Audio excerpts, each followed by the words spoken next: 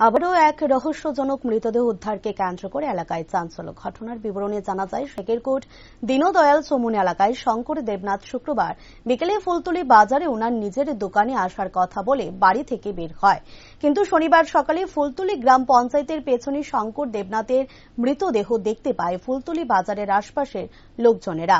স্থানীয়রা মৃতদেহটি দেখতে পেয়ে খবর দেয় আমতলী থানায় এবং মৃত ব্যক্তির পরিবারের লোকজনদের। খবর পেয়ে ঘটনাস্থলে ছুটে আসেন আমতলী থানার পুলিশ ও মৃত ব্যক্তির পরিবারের লোকজন। তবে মৃতদেহের পাশে একটি কীটনাশক ঔষধের বোতল পাওয়া গেছে। মৃত শঙ্কর দেবনাথের পরিবারের লোকজনদের সাথে কথা বলে জানা গেছে তাদের পারিবারিক কোনো সমস্যা ছিল না, কিন্তু কিভাবে এই ঘটনার সংঘটিত হলো তা ওনার পরিবারের লোকজন সহ স্থানীয়রা কেউ বুঝে উঠতে পারছে না। পুলিশের পক্ষ থেকে খবর দেওয়া হয়েছে ফরেনসিক টিমকে। মৃতদেহের ময়না তদন্তের পর আসল রহস্য উদ্ঘাটন হবে বলে মনে করছেন পুলিশ সহ মৃত ব্যক্তির পরিবারের লোকজন এবং স্থানীয়রা।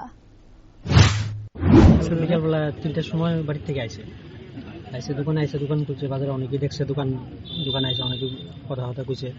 সন্ধ্যার সময় দাদা কথাবার্তা 9টা বাজে মোটর খাইতেছে, কথাবার্তা কইছে। এরপরে 9টার সময় বাড়ি থেকে ফোন করছে পরে কইছে যে আমাকে দেরি হইব, তোমরা খাইলাম। তারপর 11টার সময় ফোন করছে, মোবাইল সুইচ অফ। তারপর আর কিছু না, সকালবেলা বড় ভাই আমার ছোট জন আইসে বাড়িতে কি কোনো পারিবারিক সমস্যা ছিল? বাড়িতে এমনি পারিবারিক কোনো সমস্যা নেই। আপনারা যা দেখছেন, মানে মৃতদেহের অবস্থাটা কিরকম ছিল?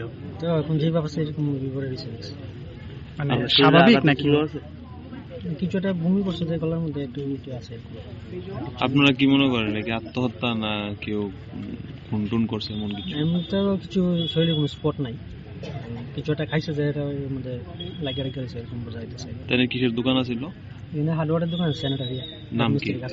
নাম কি? শঙ্কর দেবনাথ। বাড়ি কোন জায়গায়? শেখেরকোট দীনদয়াল চমুন। আপনার কি হয়? আমার বড় ভাই। আপনার নাম?